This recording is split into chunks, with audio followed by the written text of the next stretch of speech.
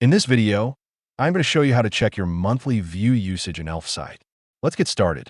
To monitor your monthly views, go to your Elfsight dashboard and locate the widget you want to check. On the top right corner of the widget card, you will see the views counter. Click on that counter to open the detailed analytics and usage statistics. Inside the pop-up, you'll be able to see the total number of views used compared to your monthly allowance. You will also find a views chart that displays daily statistics, which is useful for tracking traffic spikes and monitoring widget activity over time.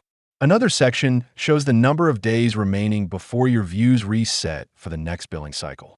Elfsight resets the monthly view limit automatically based on your subscription plan. For example, the free plan includes 200 monthly views, while the basic plan includes 5,000 monthly views. If you manage multiple widgets, you can also view the usage breakdown for each widget separately. This helps you identify which widgets are receiving the most traffic and using the most views. If you want to support our channel, feel free to use our affiliate link in the description below. Thanks for watching, and I will see you in my next video.